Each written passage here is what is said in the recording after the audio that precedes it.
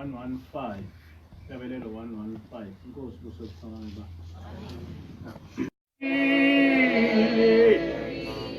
ake ngivukile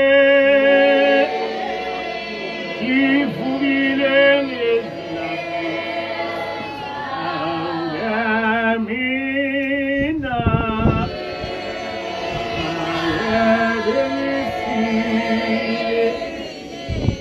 angivumele osibakele abafile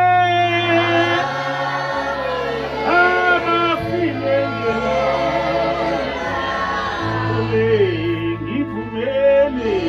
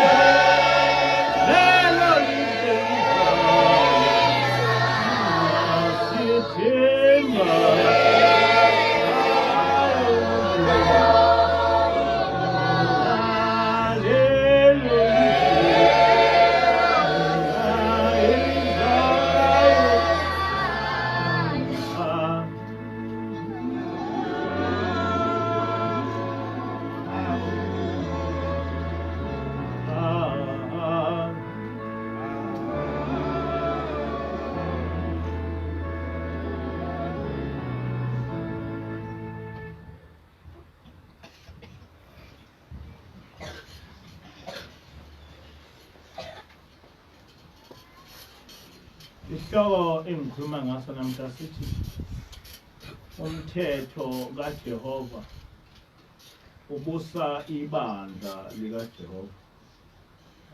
Umthetho kaJehovah ubusa ibandla likaJehovah.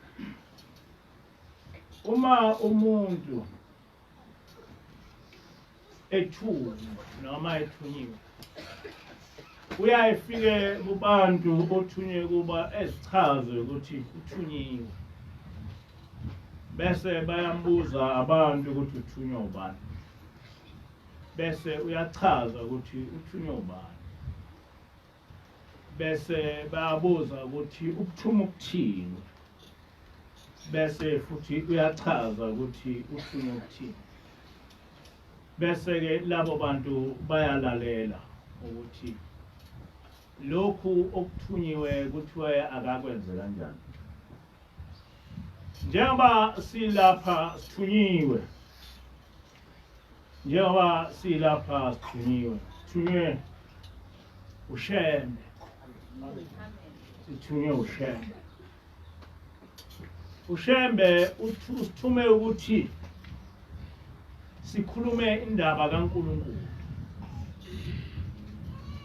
Ushembe usithume ukuthi sikhulume indaba kaNkulunkulu. Ma ngithi sithunyiwe, ngisihlanganisa nomkhokheli ngoba mhlawumbe abanye abantu baye becabanga ukuthi umkhokheli ubaluleke ngoba inkosikazi yomholi. Cha, kakunjalo. Umkhokheli uthunyiwe nami ngithunyiwe. Akuhlangene nokuthi uyinkosikazi yomholi.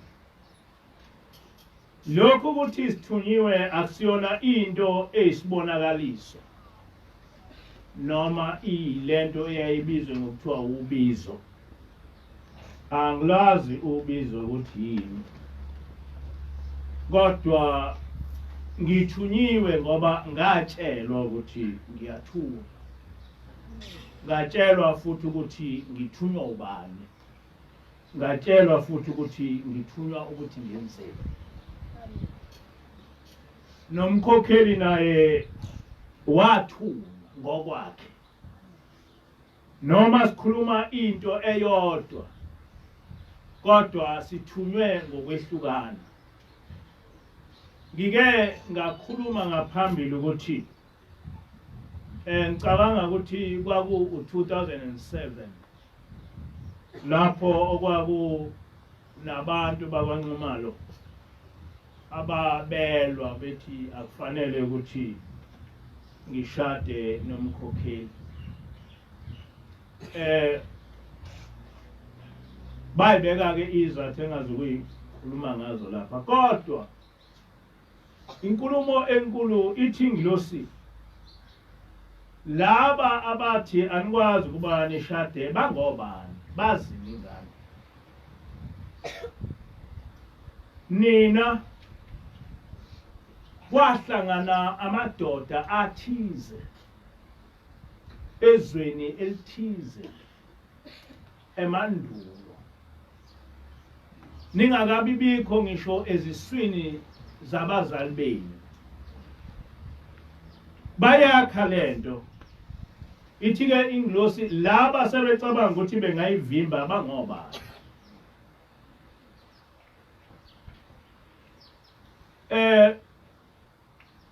Yayiseyayichaza ingilosi ukuthi lokhu kuhlangana kwethu akuhlangene nokushada kwethu, kodwa kuhlangene nokuthunywa. Kwaku 2007 ngangisesebuhleni, ngingazi lutho ukuthi ngelinye ilanga ngoba umholi waleli bandla, ngoba lalingakabikho futhi ingilosi ingakakhulumi lutho ngalo, kodwa yakhuluma lokho. Mhla siqala leli bandla, ingilosi yasibiza yathi njengoba ninikwa lo msebenzi wabika izingilosi ezo-7. Lezi ingilosi azibazi abazali benu, azibazi abafowenu, azibazi odadewenu, azizazi iy'ngane zenu, zazi nina nobabili kuphela.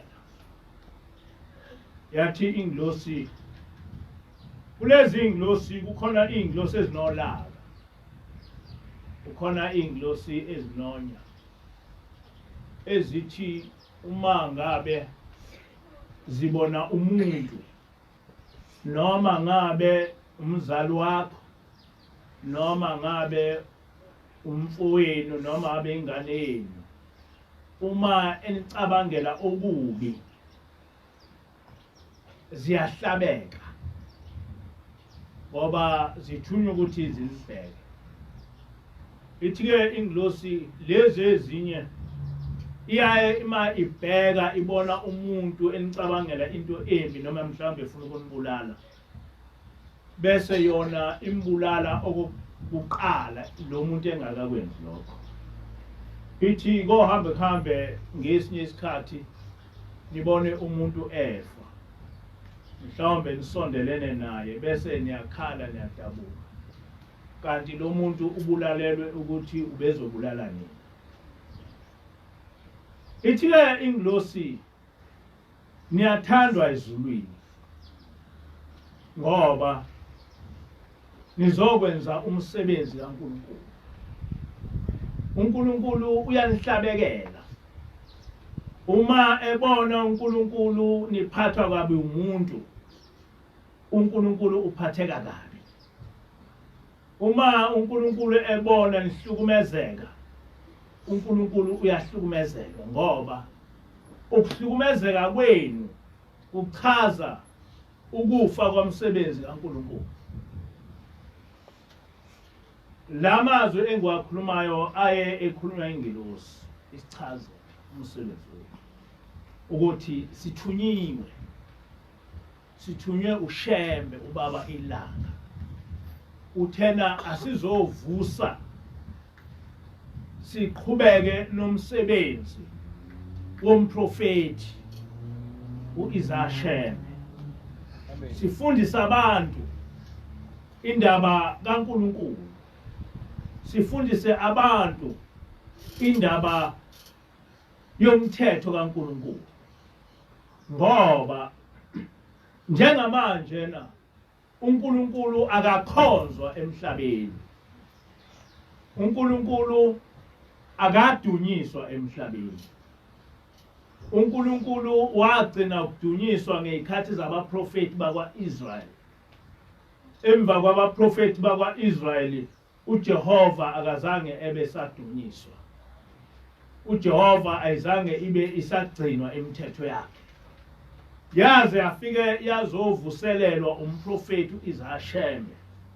Njengoba uma ungafunda ihlabelelo zamaNazaretha nemithandazo yamaNazaretha, ayikho enye into umprofeti owayikhuluma ngaphandle kokuthi edumise uJehovah, ngaphandle kokuthi evuselele imithetho kaJehovah. Izinto ezimbili lezo umprofeti owazenza, evuselela indlela uNkulunkulu owayekhonzwa ngayo kusukela koMose nabaprofeti bonke nangoJesu. Emva kwaJesu kwase kuyaphela ukukhonzwa kwaNkulunkulu, kwaphelwa ukudumisa uNkulunkulu, kwaze kwazovuselelwa umprofeti uIsashembe. Wakwenza emva kwakhe kwabakhona abaholi ababili, ilanga nenyanga yezulu. Kodwa emva kwalokho kwase kuyaphela ukudumisa uJehovah. Manje-ke thina sithunywe ezulwini ukuthi sizovuselela lelo vangeli lomprofeti uIsashembe. Sithunyiwe ezulwini ukuthi sizovuselela lelo vangeli likaMose, lelo vangeli labo bonke abaprofeti bakwa-Israyeli ebabelishumayela emhlabeni ukuthi akakho omnye uNkulunkulu emhlabeni, akakho omnye uNkulunkulu ezulwini odunyiswayo, udunyiswa uJehovah kuphela. uJehova udunyiswa ngokuhlabelela, uJehova udunyiswa ngokukhuluma, uJehova udunyiswa ngokugcina imithetho yakhe. Amen. Umthetho omkhulu wokukholwa kuJehova kuthi uJehova mdumise ngenhliziyo yakho yonke, ngomphefumulo wakho wonke, nangengqondo yakho yonke. uJehova udunyiswa ngenhliziyo yakho yonke, ngomphefumulo wakho wonke, nangengqondo yakho yonke. Physically, uJehova udunyiswa ngokuthi ugcine umthetho wakhe obekile kuphambi kwakho ukuthi ungakwenzi lokhu, ukwenze lokhu. Lokhu ukwenze kanje, lokhu ukwenze kanje, lokhu ungakwenzi kanje, lokhu ungakwenzi kanje. Lokho, that is a physical praise of God Jehovah. Okwesibili, njengoba ngimi phambi kwenu ngikhuluma ngoJehova, ngiyamdumisa ngoba ngikhuluma ngaye, ngitshela abantu ngaye, ngiyamdumisa. Uma sihlabelela ngoJehova siyamdumisa, njengoba kade sihlabelela njena besidumisa uJehova. Amen. Uma siya emgidini siyosina, sisinela uJehova. Manje ke sithunyiwe, ngeke sikufihle lokho ngoba kuyiqiniso ukuthi sithunyiwe. Asithunywanga ngezibonakaliso. Kufike ingilosi yahlala nathi, yasifundisa. Namhlanje siqeda 10 years sihleli ningilosi. Ingilosi yasifundisa lingakabikho leli bandla. Sekuyiminyaka manje 10 sihleli ningilosi isifundisa indaba kaNkulunkulu. Manje ke indaba kaNkulunkulu inkulu. Ngiyafisa ukuthi nisijoyine, hayi ngokuthi njena ngise NCG. Kodwa awusijoyine wena umuntu nomuntu. Indaba kaNkulunkulu ayike ihlale kuye. Eyisuse kithi. Indaba kaNkulunkulu ihlale kuye. Njengoba nathi ihleli kithi. Ngoba sihlale sifundiswa ingilosi sifundiswa ngayo ukuthi indaba kaNkulunkulu inkulu ezulwini. Izingilosi zonke zidumisa uNkulunkulu. Izikhulu zonke zasezulwini zidumisa uNkulunkulu. Ngisho laba abasuke behleli bemkakile uNkulunkulu abangama-24 nabo bayamdumisa. Ayikho into ezulwini engadumisa uNkulunkulu. Asikho isikhulu ezulwini esingadumisa uNkulunkulu. Ezulwini kunezikhulu ezihlala uma ufunda isambulo ezihlala eyihlalweni eduze kaNkulunkulu, kodwa nazo ziyamdumisa. Zimdumisa noma seyifake imqhele yobukhosi. Angazi noma ngiyizwa. Ziningi izikhulu ezulwini ezifaka imqhele yobukhosi. Kodwa uma seyifika phambi kwaNkulunkulu zimdumisa nayo imqhele yobukhosi ziguqe phansi ngoba uNkulunkulu uyinkosi yamakhosi. So uma kuthiwa uNkulunkulu uyinkosi yamakhosi kuchaza ukuthi amakhosi ayamkhulekela uNkulunkulu. Uma kuqhamuka uNkulunkulu amakhosi ahalalisa eguqe enze yonke into ngoba uNkulunkulu uJehova uyinkosi yamakhosi. Ilo myalezo esiuthunyiwe ukuthi siutshela abantu ukuthi akangababikho umuntu noma ngabe umthatha ngokuthi uvele ezulwini noma ngabe umthatha ukuthi unamandla angakanani akangababikho umuntu othatha indawo kaJehova akangababikho umuntu othatha indawo kaJehova lapha nje bangichaza ngithi kunengilosi to many ordinary people ingilosi into yasezulwini engeke ihlale nabantu kodwa hleli nabo kodwa ingilosi ithi ithunywe uShembe lokho kuchaza ukuthi uShembe mkhulu ezulwini ngoba uma bengamkhulu ezulwini bengeke ithume ingilosi uShembe mkhulu ezulwini so yikho ngegunya ngithi njengoba ngimi lapha ngithunywe uShembe kodwa uthena uShembe angizokhuluma ngoNkulunkulu akashongo uShembe ukuthi ubuzokhuluma ngami uthena uShembe khuluma ngoNkulunkulu usho njalo ubaba ilanga ma ekhuluma nengilosi uthi tshela lo mfana ukuthi akangakhele indlu kaJehova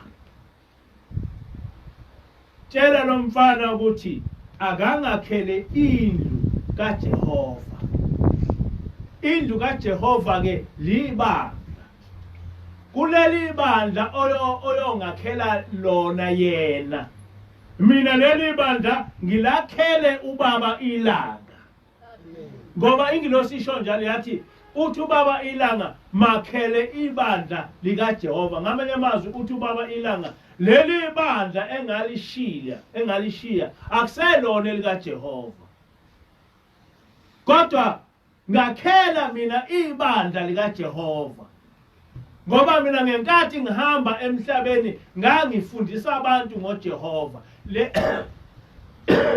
leli bandla engalishiya alisakhulumi ngoJehova ngakho ke ngakhela ibandla likaJehova iyasho njalo ingilosi yathi uthi ubaba ilanga makhele ibandla likaJehova uthi ubaba ilanga ngisebuhleni kwakunabantu abangangithandi uthi ke ubaba ilanga ma etshela ingilosi uthi mtshele lo mfana ukuthi ngithi abazondi yena abanyanyi yena kodwa benyanya mina wena bakwenyanya ngoba ukhuluma ngami yasho njalo ingilosi yathi mtshele lo mfana ukuthi abenyanyi yena kodwa benyanya mina banyanya mina ngoba wena lo mfana ehlale ekhuluma ngami noNkulunkulu usho njalo uma ngabe ngikhuluma indaba kaNkulunkulu wena bese uyangithuka usho yonke into awuthuki mina unyanya uNkulunkulu ngoba unyanya ukuthi ngikhulumelani ngoNkulunkulu kanti uNkulunkulu ufuna ukuthi kukhulunywe ngaye emhlabeni isho njalo ke ingilosi ithi uma ngabe kuqhamuka umuntu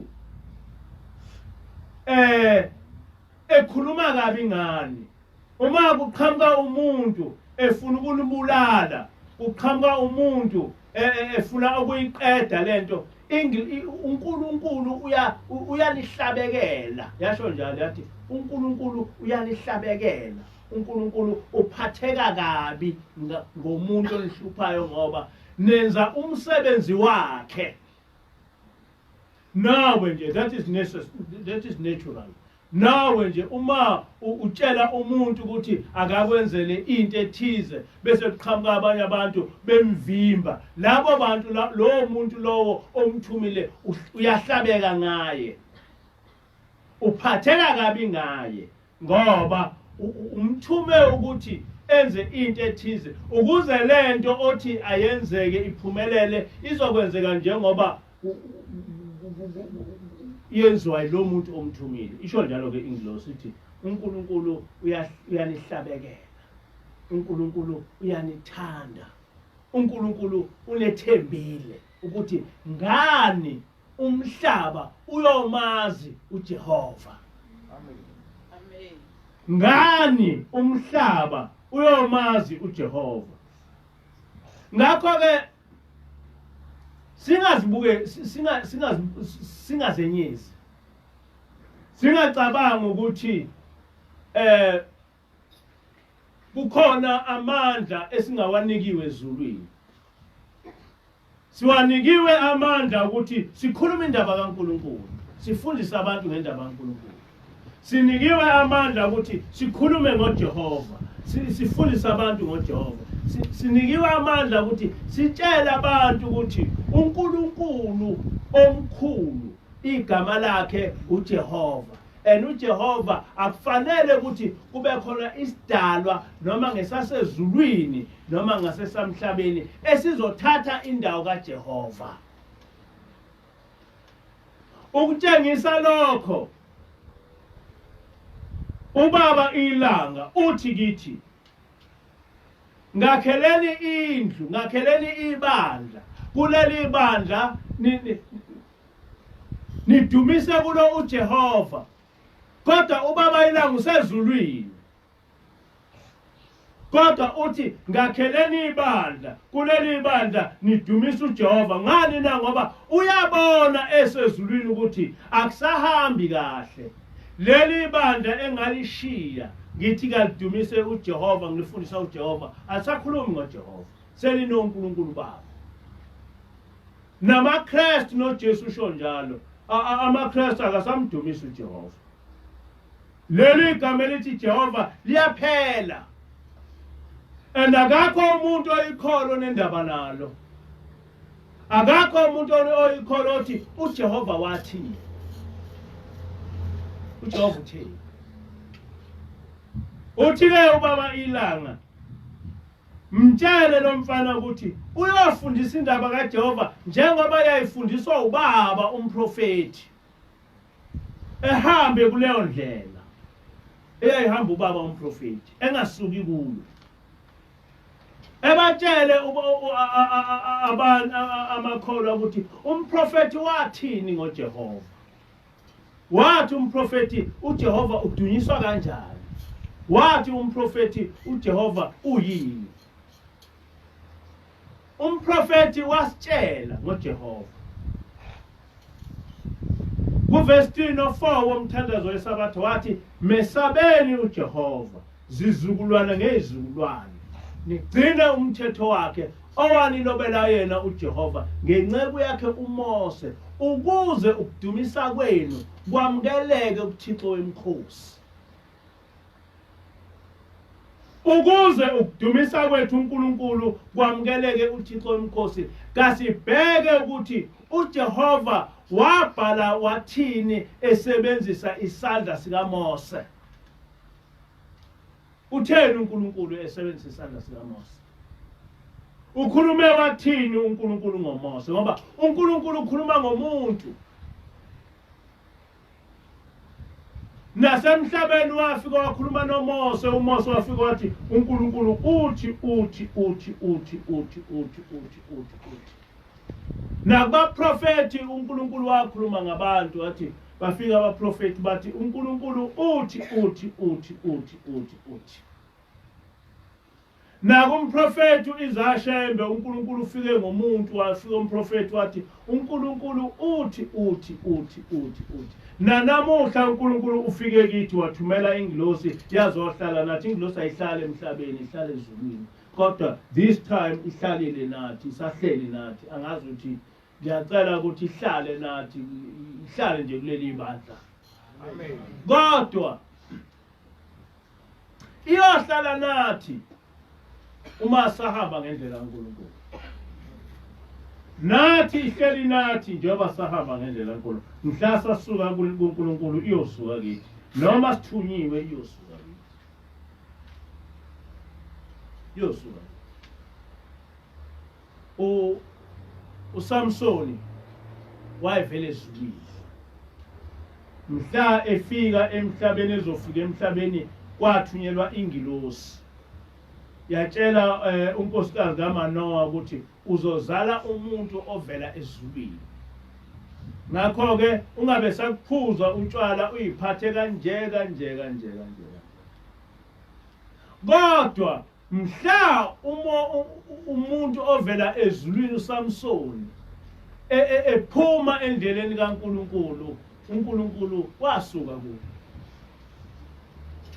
Nebona ukuthi kubaleke kangakanani ukugcina umthetho kaNkulunkulu. uSamson wayevele ezulwini. Kwafika ingilosi yazotshela uManoa engakazalwa ukuthi uzozala umuntu ongcwele.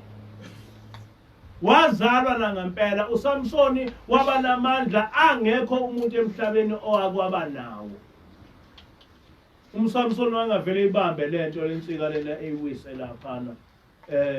Wayengasiqoqa sonke lapha esibulale nje sife kalula nje sishaya isibulale. uSamsoni wayethatha insika zaseJerusalema eyibambe insika eyithi iwe, ngoba wayenamandla angakaze ebe khona emhlabeni ngoba wayevele ezulwini. Kodwa isifungo sakhe sokukholwa sasilokhu sigcinekile. Isifungo sakhe sokukholwa sasilokhu sigcinekile. Kwathi mhla esuka esifungweni sakhe sokukholwa esusa inwele zakhe ilokhuza incwadi yabahluli 21 noma 16 verse 21 ithi wavuka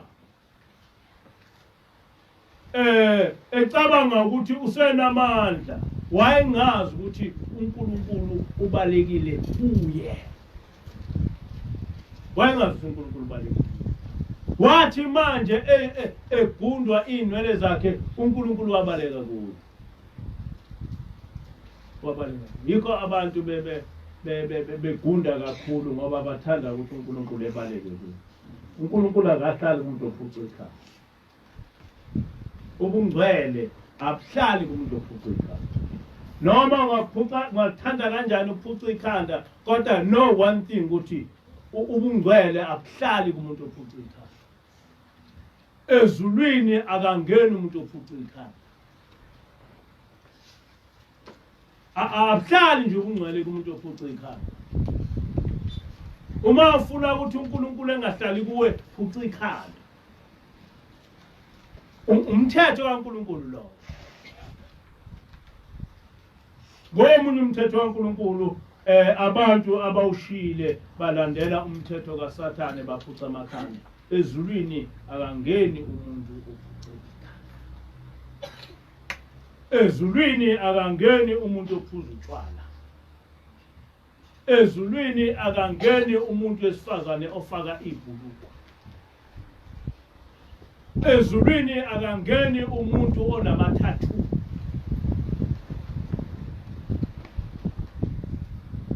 Uma ufuna ubungcwele ukuthi kuhlale kuwe,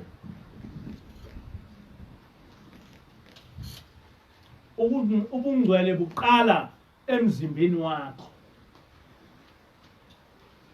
Take off all your clothes. Take off all your clothes. Ube sekamelweni lakho, noma ungaba sebathroom, noma ube sekamelweni lakho. Bese ubheka umzimba wakho ukuthi unani. Ikhona yini into oyifake emzimbeni wakho ukuthi ube ngcono ngawo?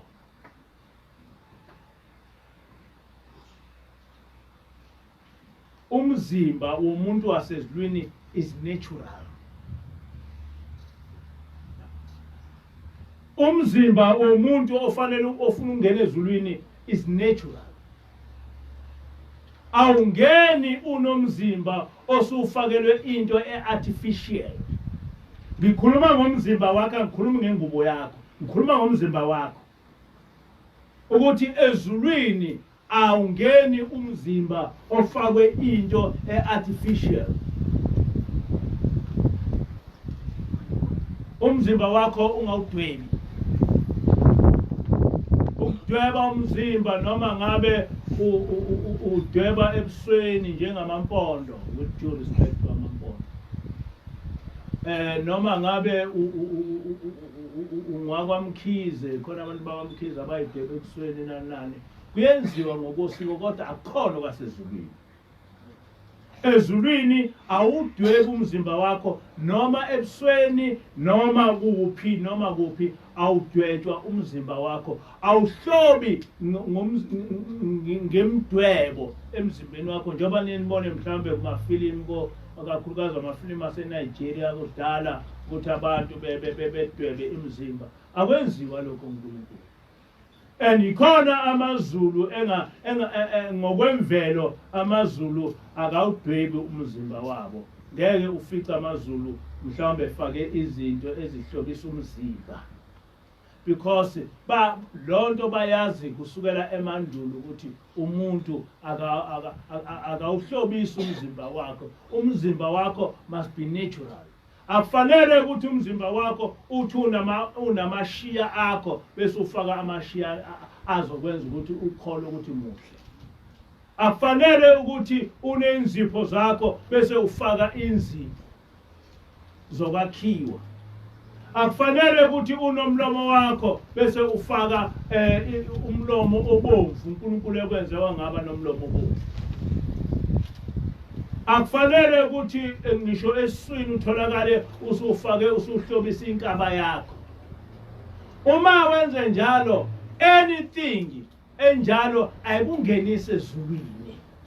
And akakho omunye umuntu ozokutshela iqiniso lokho ngaphandle kwethu ngoba sithunyiwe ukuthi lezi zinto sitshele nje ibhaliwe eBhayibhelini kodwa siyamkhumbuza zona. Ezulwini akangeni umuntu wesifazane ofake ibhluwe. Noma ungalithanda kanjani kodwa uma ufuna ukuya ezulwini ungalifaki. Ngoba uyothi usukholwe uqedile bese kuthiwa njena ungowaphi wena? Uyabona kongakabuzwa sono sakho. Kuthiwa ungowaphi lo? Lapha akangeni umuntu nje. Akabuzwa sono sakho, usakhulunywa njena ngomzimba wakho ukuthi lo mzimba wakho umi kanjani. Ngenkathi ngikhula ngithanda kabi imigexo. Kube nganginemali nganguthenga nomgexo wegolide. Nabantu besifazane ngiwathande nje amacici nemigexo. Kodwa manje sengiyazi ukuthi umuntu wasezulwini akayifaki imigexo. Ngawufaka nje kodwa umgexo nje le amagolide namacici kanjani akufaki ezulwini. Yiko ngeke umbone nje umkhokheli ufake. Noma naye ngoba seyigugile.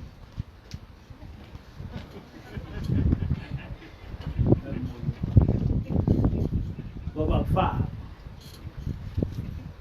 Uma ngithi kakufakwa angikhulumi into engiyifundisela thina sihlala nengilosi. Njengoba ngeke ngisho ngithi ezinye izinto siyibuka ingilosi kuphela. Ingilosi inhle makukhona umuntu omuhle ingilosi. Kodwa ingilosi inentamo nje ende. Kodwa ngeke ufice lutho entanyeni. Ngeke ufice lutho engalweni. Ngeke ufice ayikho nje into ingilosi ehloba ngayo, ihloba ngobuhle bayo kuphela.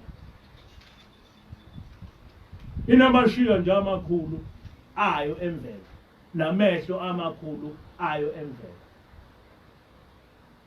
Kodwa angeke ingilosi uyithole ihlobe ngamacici, ihlobe ngelokhuza ngemigexo nani. No, it's natural.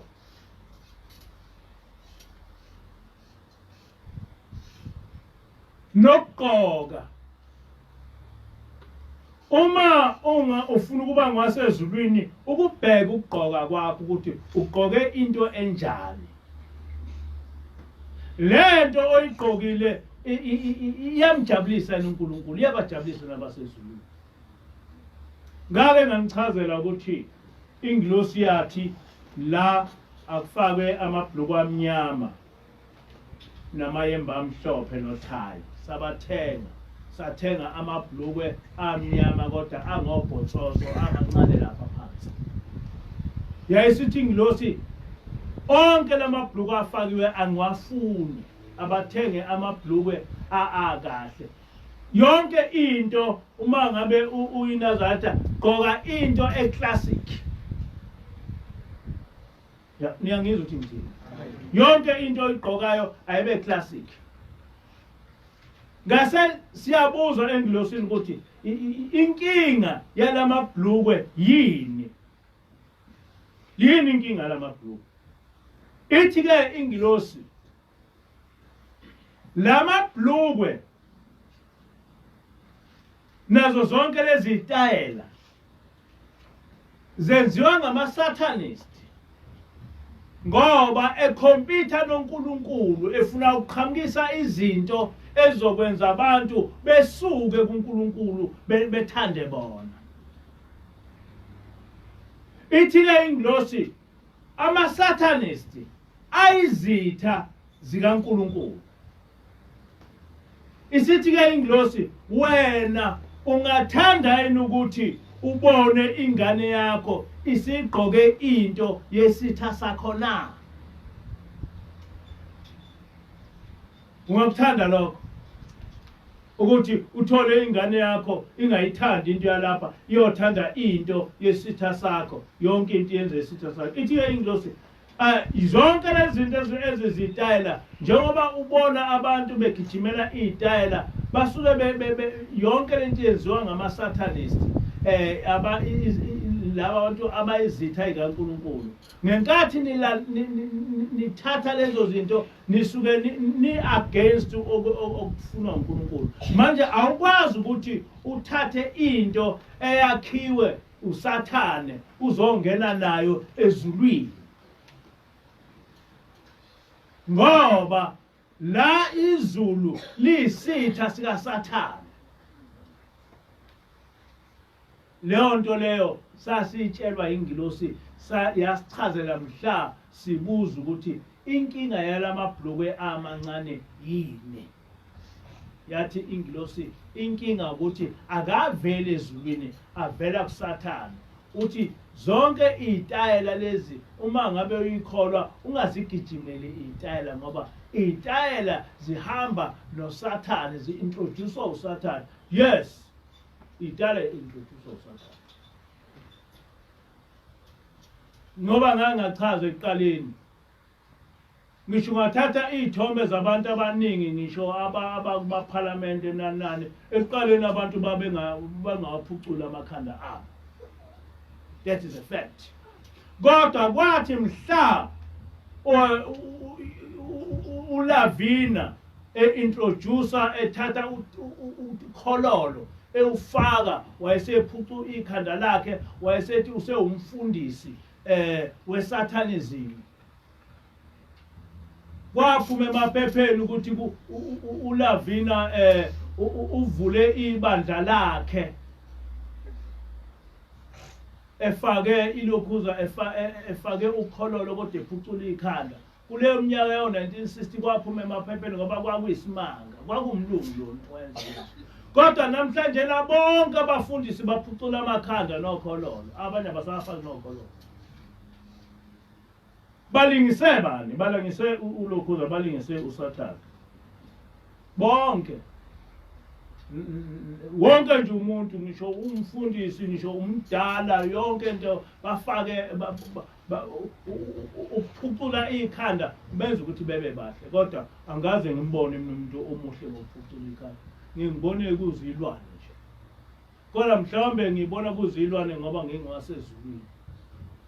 Ngoba ukuba abayiboni kube bayibona befana njengoba ngisuke ngibabona mina ngaba baphucula amakhanda. Kodwa okusho ukuthi uSathane ubenza bebe bahle ngoba uma umuntu efake inzipho ezihlaza uba isilwane. kodwa kusho ukuthi bona bayibona ukuthi bazilwane. Ngoba uyaungazi ukuthi umuntu uyifaka kanjani inzipho ezohlaza emzimbeni wakhe. Uma ubona izinto ezenziwa la emhlabeni manje na sekusele ukuthi behambe nje bengagqokile. Bagcina beyikhebhula ingubo zabo, umuntu ubone ehambe ngesinqe sodwa, ngenhlanye kube isinqe, ngenhlanye kube ipaint, ungazi ukuthi intoni lento. Yena uyibona emuhle. Uyibona emuhle. Kodwa uthi uNkulunkulu kithi yibani ingcwele ngoba mina Jehova ngcwele. Nginehlukanisile nabanye abantu nganenza ukuba nibe ngabami. Njengoba silapha singaba kaNkulunkulu. Ngakho njengoba singaba kaNkulunkulu asingayiphathisi kwabantu basemhlabeni futhi asingayihaheli into yasemhlabeni. Ngoba siphathiswe sizitsha ezinhle zokuphatha ilizwi likaNkulunkulu. Ngathi uNkulunkulu wethembile ukuthi umhlaba uyojika. Wathi uMawushembe umprofeti uthi ubaba mkhulu sibuthene lapha ebusweni bakho Nkosi, sincinda izembe lezwi lakho, silincindela ngokugcina. Sitshela zonke izizwe umkhondo wezwi lakho. Njengoba ngilapha njena ngenza lokho. Sizotshela abantu umkhondo wezwi kaNkulunkulu ukuthi uNkulunkulu ufuna ukuthi siphile kanjani. Sizitsha ezinhle zokuphatha izwi kaNkulunkulu. And awukwazi ukuthi ube isitshe esihle sokuphatha izwi kaNkulunkulu unezono, ungasesabi isono. Masifunde ukwesaba isono. Masifunde ukuthanda uNkulunkulu. Noma uthandaza uthi Nkosi, ngicela ukuba ungiphe inhliziyo yokwenyanya isono. Ngicela ukuba ungiphe inhliziyo yokuthanda wena. Ngoba uma usunikezwe inhliziyo yokwenyanya isono, ngeke isono senze. Nginike inhliziyo yokwethemba. Nginike inhliziyo yokuthanda. Ingqondo yami mayininge ngawe ngaso sonke isikhathi. Inhliziyo yami icabange ngawe ngaso sonke isikhathi. Umphefumulo wami uninge ngawe ngaso sonke isikhathi. Ingababikho into oyithandayo ngaphezulu kwaNkulunkulu. Ungayithandi into enyanywa uNkulunkulu. Ungayithandi. Noma ngabe uyithanda kanjani, kodwa into mayisethena uNkulunkulu uyayinyanya uyiyeke. Uyeke. And awuzukulimala ndawo. Awuzukulimala. Thina sazalwa singamanazaretha. Ngaba udirector, ngihamba ngilala emahotela, sabanga zimantshi sihlala emahotela. Mhlawumbe size siyigroup kuthi ngesabatha kuthengwe inyama idliwe singayidli thina. Hawu anidli ngani inyama hayi sithi yisabatha. Asidli inyama, asibudli ukudla sabatha. Angizange ngathi hayi ngoba ngiphakathi kwezifundiswa hayi mase sekudliwa inyama akaze ungafuna ukuthi kunukele kahle. Uma usuyazi nje into ukuthi isabatha uyifundisa ukuthi into engesabatha inginukela kahle enizokunukela kabi. And you are proud ukuthi lento ugcina umthetho kaNkulunkulu ngoba umthetho kaNkulunkulu bantwana basePhameni unomvuzo. Ukugcina umthetho kaNkulunkulu kunomvuzo. Ukuba abantu bayazi ukuthi kumnandi kangakanani ukuhlala noNkulunkulu. Awunalo uvalo. awunalo uvalo.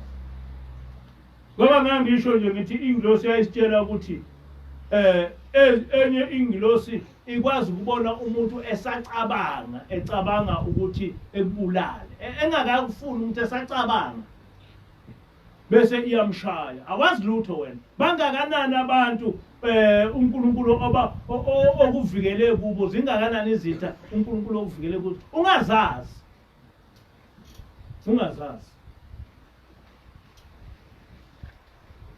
Ngoba uNkulunkulu ethanda ukuthi uphile. Yini uNkulunkulu ethanda ukuthi uphile? Uthanda ukuthi uphile ngoba ukhuluma ngaye. Uthanda ukuthi uphile ngoba ukhuluma ngaye. Sibuthene lapha naye busweni abakhonkosi ake sibuthene lapha naye busweni abakhonkosi awusincinda izembelezi lakho awusilincinda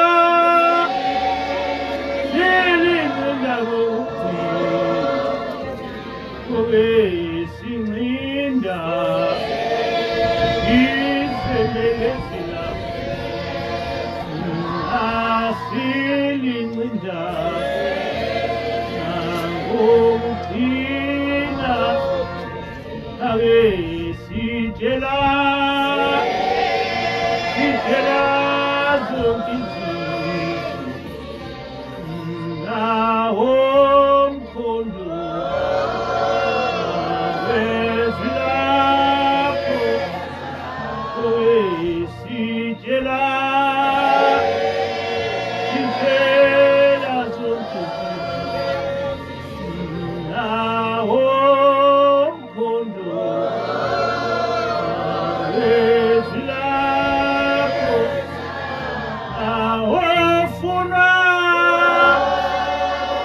abalithandayo awubavule izinhliziyo zabo awubafunwa abalithanda awubavule izinhliziyo zabo lingene lingasiwa naye ezinhliziyweni zabo lingene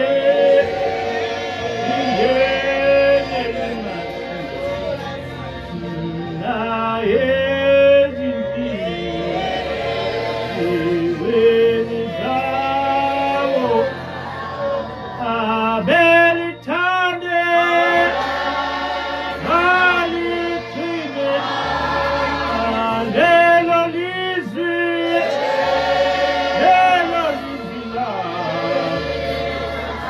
ake balithande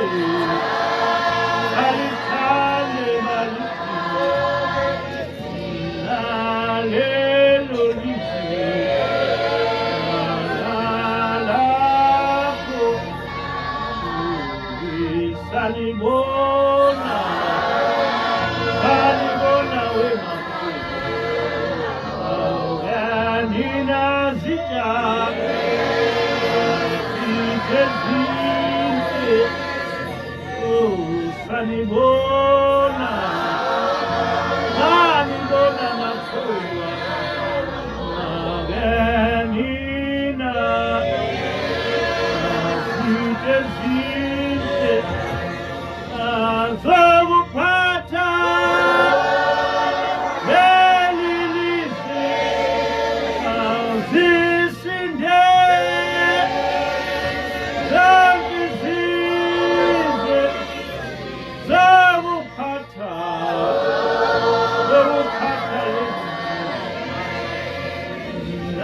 azisindi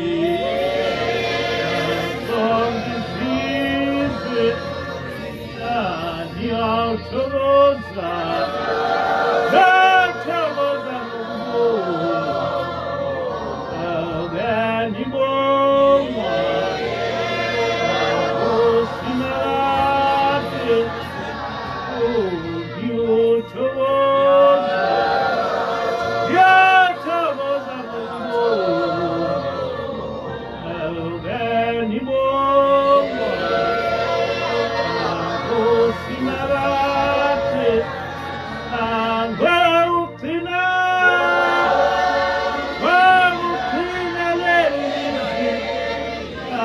zosinda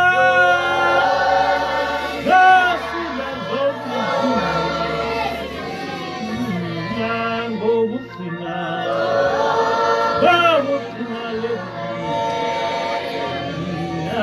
zosinda zonke ngiyawuthokoza ngiyathokoza ngibonga usinakade ngiyawuthokoza ngiyathokoza ngibonga usinakade angokugcina leli lizwi zosinda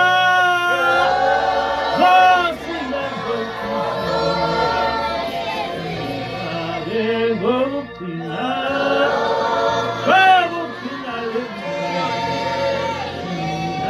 ngosinda zonke izizwe ngiyawuthokoza ngiyathokoza ngibonga usinakade ngiyawuthokoza ngiyathokoza ngibonga usinakade. Awucabange ngiyangifise ngithi angazi ukuthi nenza njani ukuthi abantu babone lento esesike siyibone. Angazi ukuthi ngenze njani ukuthi niyibone lento esuke siyibone, nibone ukuthandwa uNkulunkulu.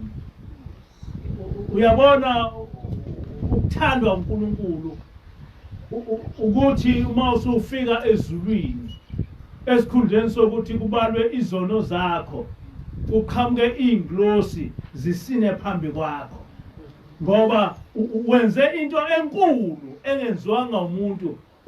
Ubonga usimakade ukubongela nje ukuthi uthe usemhlabeni walokhuza wagcina izwi lakhe watshela abantu indaba yakho. Usho njalo uShembe uthi niyothokoza ngokubongwa, nibongwa ngusimakade ngokugcina leli lizwi zosinda zonke izizwe. Ngokuthi nje nasitshela abantu iqiniso likaNkulunkulu, baningi abantu abangekho kuleli bandla abathintekayo, abantu abakholiwe ngampela bayathinteka bengekho kuleli bandla. Umuntu eshintshe ethi hayi, baningi abantu esathi masibafundisa abantu ngendaba yezangoma nendaba zokuhlabela amadlozi bayeka, bengayiwa amaNazaretha, bengazilutho ngaleli bandla. Kodwa njena baningi abantu esibashintshile, sibashintsha nje ngendaba yokuthi musani ukuba nihlabela amadlozi, musani ukuthi nilokhuze niye ezangomeni. uNkulunkulu akayifuni lento, umuntu imthinte lento. Ngenkathi lento imthinta umuntu, uNkulunkulu uyajabula. Yonke lezi zinto esizikhulumayo baningi abantu eziyobathinta zibashintshe, uNkulunkulu ejabule. And ngenkathi kufika isikhathi sakho sokuhamba emhlabeni, yasho njalo ingilosi, yasho njalo ingilosi, yathi njengoba ngilapha nje nami ngizosebenzela usuku lwami lokwahlulela. Ngifuna ukuthi makufika usuku lwakahlulela nami elami igama libe kwabangcwele. Amen. Kusho ingilosi. And who are you? Ukwenqaba ukuba igama lakho libe kwabangcwele. Who are you? Eh? How happy you will be uma ngabe uthi mangabe sewuhamba umphefumulo wakho. Sewuhamba umphefumulo wakho. Uqhamuka ingilosi. Uqhamuka abangcwele behlabelela. Bese uyasina, usina nabangcwele, usina abantu nabasemoyeni. Yabo. How is going to be uma ngelinye ilanga usho njalo ubaba mkhulu uthi ihlabelelo 36. Ihlabelelo 36. Ihlabelelo 36. Noma 32. Uthi lokhala iqulu awukelo kwamukela awumoya wami awulokhala iqulu